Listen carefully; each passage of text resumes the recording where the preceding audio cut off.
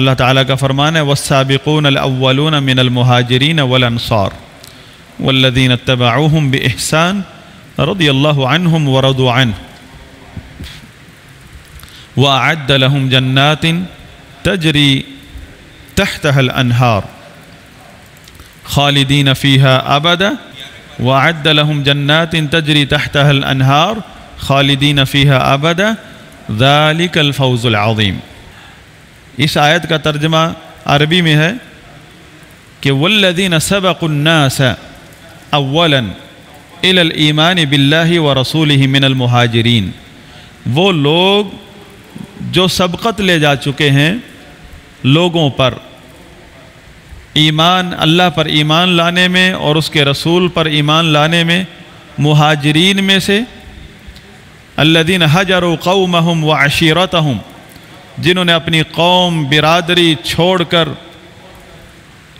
ہجرت کی، وانتقلوا الی دار السلام، اور دار السلام یعنی مدینہ منورہ کی طرف منتقل ہو گئے، چھوڑ کر اپنی ہزاروں سال کی تاریخ چھوڑ کر مکہ مکرمہ میں۔ کب سے ان کی تاریخ، کب سے آباد تھے؟ ابراہیم علیہ السلام نے جب آباد کیے تھے، اسماعیل علیہ السلام اور ان کی والدہ کو چھوڑا تھا، جب سے آباد ہیں۔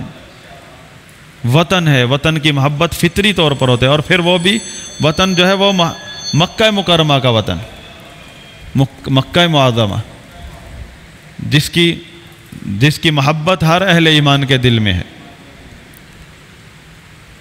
اس کو چھوڑ کر، اپنی برادری کو چھوڑ کر مدینہ منورہ جو اس دور میں یثرب کہلاتا تھا چلے گئے۔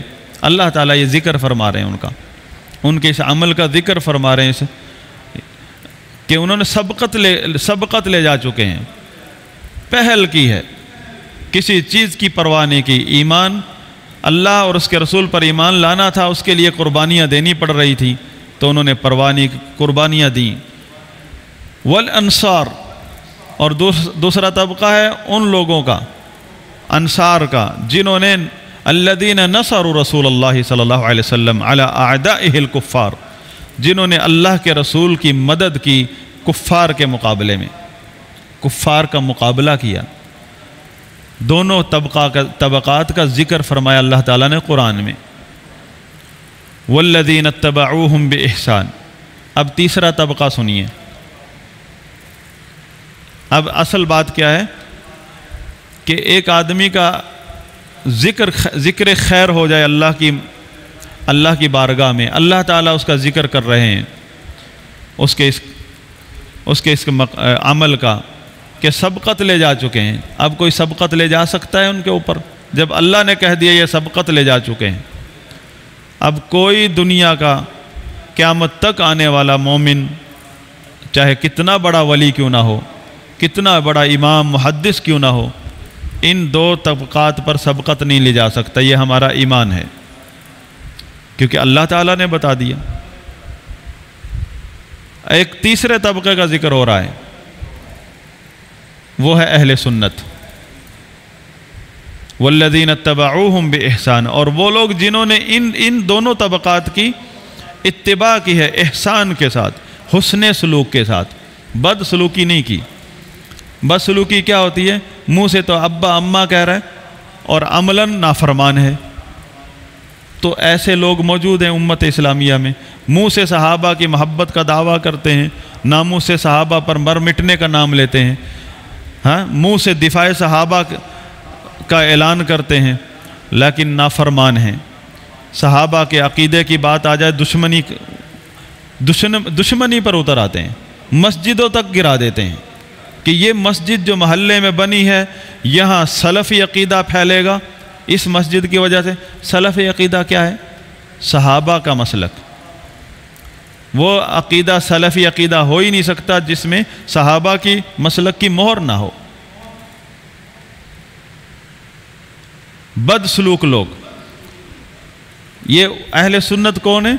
جو صحابہ کرام مہاجرین انصار کی اتباع کرتے ہیں حسن سلوک کے ساتھ، یعنی ایمان کا دعویٰ بھی کرتے ہیں، ایمان کا اعلان بھی کرتے ہیں، محبت کا اعلان بھی کرتے ہیں، اور عملاً صحابہ کرام اور تابعین کو، صحابہ کرام اور مہاجرین انصار کو اپنا مسلک بنا لیتے ہیں، وہ ائمہ ہدا ہیں، اس دین کے ائمہ ہیں صحابہ کرام، اور ان کے بعد جتنے بھی ائمہ ہم ائمہ کا مقام دیتے ہیں، امام ابو حنیفہ، امام ابو یوسف، امام ابو جعفر طحاوی، امام شافعی، امام مالک، امام احمد بن حنبل، امام ابن تیمیہ، امام ابن قیم، شیخ الاسلام محمد بن عبد الوہاب، جس کو بھی یہ مقام دیتے ہیں امت کے علماء، اس وجہ سے دیتے ہیں کہ صحابہ اور تابعین کے مسلک میں یہ مخلص ہیں، خالی منہ سے دعوے نہیں کرتے حب صحابہ، دفاع صحابہ کے، صرف اپنی تنظیمی اور فرقے کی مصلحتوں کی خاطر، بلکہ مسلک ہی ان کا وہ ہے، اپنی ان کی کوئی رائے ہے ہی نہیں، اپنی کوئی فقہ نہیں، اپنی کوئی تنظیم نہیں، وہ راستہ ان کا مسلک ہے جس پر مہاجرین انصار صحابہ جو سبقت لے جا چکے ہیں۔ اللہ تعالیٰ نے کیا بتایا؟ والذین اتبعوہم بإحسان۔ تیسرا طبقہ یہ ہے کہ وہ لوگ جو ان صحابہ کرام کی اتباع کرتے ہیں، بإحسان، احسان کے ساتھ، اخلاص کے ساتھ، قول و فعل میں تضاد نہیں ہے، کوئی اپنا نام نہیں رکھا انہوں نے، کسی کی طرف نسبت نہیں ہے، سوائے سنت کی طرف نسبت ہے تو اہل سنت کہلائے، صحابہ کی طرف نسبت کرتے ہیں تو سلفی کہلائے، سلفی، ان کا کوئی اپنی الگ سے کوئی نسبت ہی نہیں ہے۔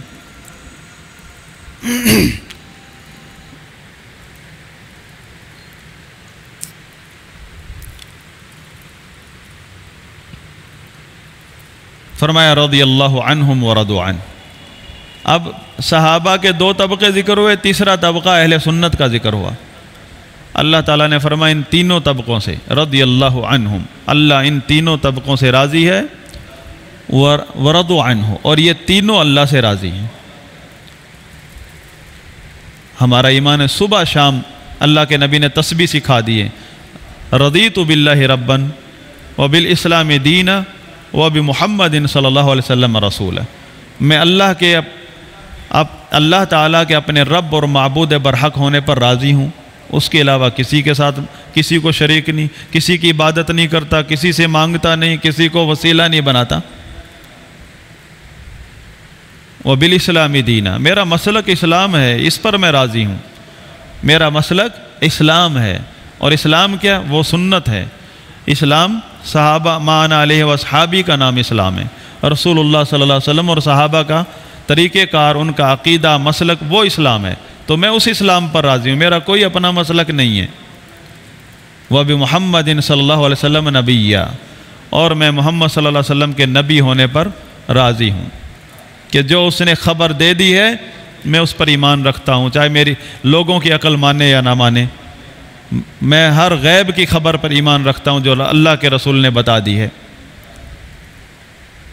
اور میں اس کی مانتا ہوں، ہر اس بات کو مانتا ہوں جس کا اس نے حکم دے دیا ہے، چاہے وہ فرض درجے کی ہے یا نفل درجے کی، اس پر ایمان لاتا ہوں، اور ہر اس چیز کو اس سے پرہیز کرتا ہوں جس کو اس نے حرام اور مکروہ قرار دے دیا ہے۔ اور میں دوسری بات یہ کہ میں اللہ کی عبادت صرف اسی طریقے پر کرتا ہوں جو طریقہ اس نے بتایا ہے، اس کے علاوہ میری کوئی عبادت نہیں ہے، کسی عمل کو میں عبادت نہیں سمجھتا ہوں۔ یہ کس چیز کی تشریح ہے؟ وَرَضِيتُ بِاللَّهِ رَضِيتُ بِاللَّهِ رَبًّا وَبِالْإِسْلَامِ دِينًا وَبِمُحَمَّدٍ نَبِيًّا۔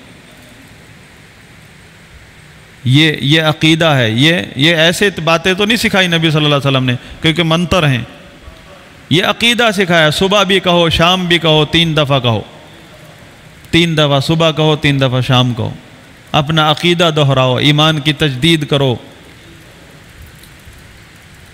کتنی اللہ تعالیٰ نے کن کے بارے میں فرمایا؟ کتنے طبقات ذکر ہوئے اس آیت میں؟ 3 طبقات، مہاجرین کا اور انصار کا۔ اگر صحابہ کی نظر سے دیکھو تو ایک ہی طبقہ بنتا ہے پھر،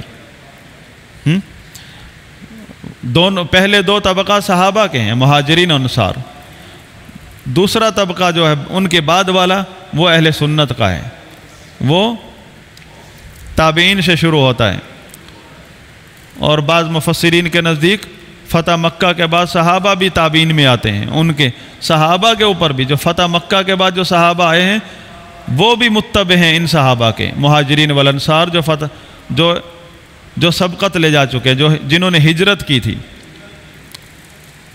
یعنی صحابہ کے بھی تو آپس میں مقام ہے نا، یعنی وہ صحابہ مہاجرین انصار جنہوں نے ہجرت کی نبی صلی اللہ علیہ وسلم کے ساتھ، اور انصار جنہوں نے پوری دنیا کی دشمنی کی پرواہ نہ کرتے ہوئے ان کو پناہ دی اور ان کی مدد کی، اور ساتھ کاندھے سے کاندھا ملا کر لڑائی میں نکلے، یہ سبقت لے جا چکے ہیں۔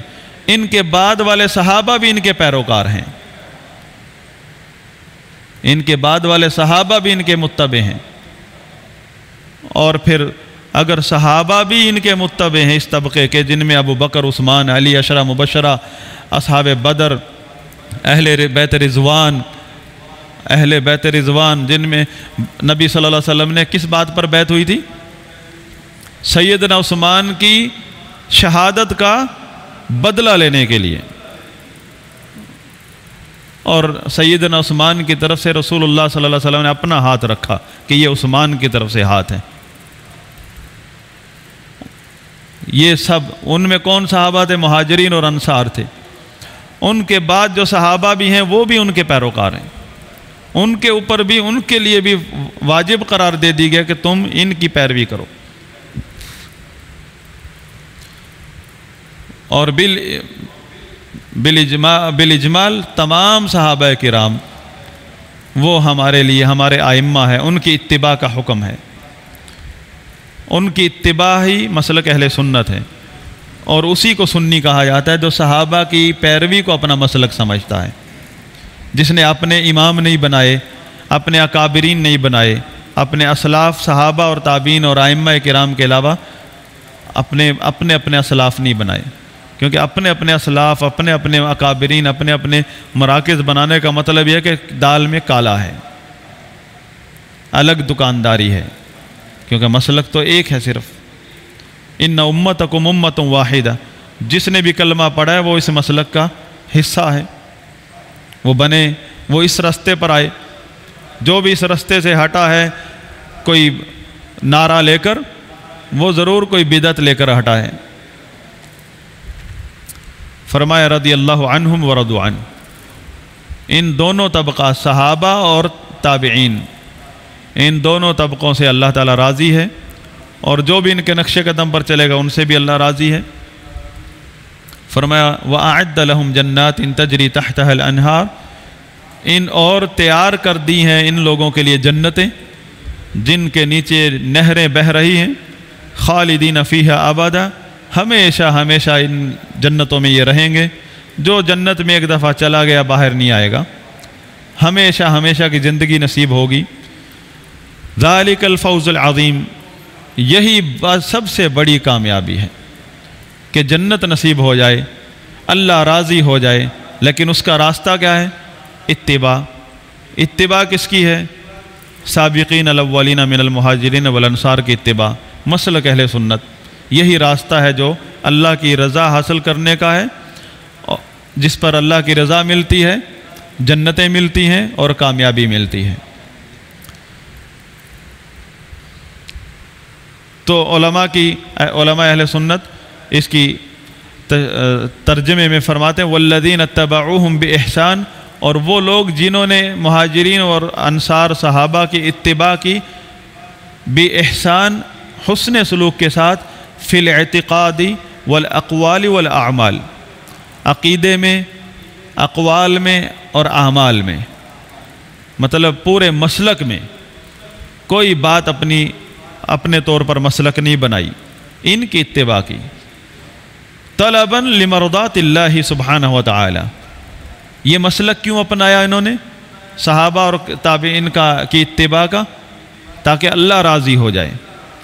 نیت کیا ہے؟ تاکہ اللہ راضی ہو جائے۔ یہ احسان کی تشریح ہے، بے احسان، کہ اللہ کی رضا حاصل کرنا اور جنت کی طلب، یہ ان کے حسن سلوک اور اخلاص کی دلیل ہے، کوئی اور مصلحت نہیں ہے۔ حب صحابہ کا نعرہ یا دفاع صحابہ کا نعرہ کس لیے ہے؟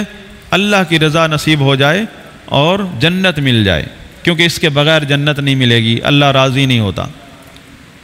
یہ کس کتاب میں ہے؟ کس اہل سنت نے کون سی کتاب لکھی ہے؟ اللہ نے نازل فرمائی ہے، قرآن کریم میں ہے۔ اولئک الذین رضی اللہ عنہم لطاعتہم للہ ولرسولہ، ان لوگوں سے اللہ راضی ہوا ہے۔ بہرحال تو اس آیت میں تزکیہ ہے صحابہ کرام کا اللہ کی طرف سے، وتعدیل لہم۔ امام ابن ابی العز حنفی رحمہ اللہ فرماتے ہیں اس آیت میں اللہ تعالیٰ نے صحابہ کرام کا تزکیہ بیان کیا ہے کہ یہ پاک لوگ ہیں، جو اس چیز میں ان کے اوپر کوئی شک کرنے والا بھی گمراہ ہے۔ تزکیہ جب اللہ نے بیان کر دیا ہے صحابہ کرام کا، پھر اس پر ایمان لانا نہ لانا یا اس کے مخالف کوئی عقیدہ رکھنا یہ گمراہی ہے۔ وَتَعْدِيلٌ لَهُمْ، صحابہ کی توثیق بیان کر دی اللہ تعالیٰ نے کہ جن کی اتباع اللہ کی رضا کا سبب ہے تو وہ تو ثقہ لوگ ہیں، ان میں کوئی ایسا شخص نہیں ہے جس کی اتباع سے آپ گمراہ ہو جائیں گے یا اس کے اندر کوئی گمراہی کا امکان موجود ہے۔ صحابہ کے بارے میں گمراہی کا سوچ بھی نہیں سکتا ایک مسلمان۔ کس وجہ سے؟ کیونکہ اللہ تعالیٰ نے ان کو ثقہ کہا ہے۔ ایک ہوتا ہے نا کسی محدث نے راوی کو ثقہ کہہ دیا ہے، ائمہ اہل محدثین نے جب ایک راوی کو ثقہ کہہ دیا ہو، اس راوی کو ضعیف کہنے والا گمراہ ہوتا ہے، بغیر کوئی بعد میں آنا والا کہ نہیں یہ تو ضعیف ہے بغیر کسی دلیل کے۔ یہ تو اللہ تعالیٰ کی طرف سے توثیق بیان ہو رہی ہے، جو کہ عالم الغیب ہے بالشہادہ، عالم الغیب والشہادہ، حاضر اور غائب سب کچھ جانتا ہے اللہ تعالیٰ۔ اس نے ان صحابہ کرام کی توثیق بیان کی کہ یہ ثقہ لوگ ہیں، ان کی اتباع کرو آنکھ بند کر کے، اخلاص کے ساتھ جنت پہنچ جاؤ گے۔ اسی لیے اہل سنت کا یہ اصول ہے، الصحابہ کلہم عدول، تمام صحابہ عادل ہیں، ثقہ ہیں، ان کے بارے میں ہم ذرا بھی جھوٹ کا، منافقت کا، دھوکے بازی کا سوچ بھی نہیں سکتے۔ یہی اسلام ہے۔ فرماتے ہیں وَلِهَذَا فَإِنَّ تَوْقِيرَهُم مِّنْ اصول الایمان، ایمان کے اصولوں میں سے ہے، اسی وجہ سے صحابہ کی عزت کرنا، صحابہ کا احترام کرنا ایمان کے اصولوں میں سے ایک اصول ہے۔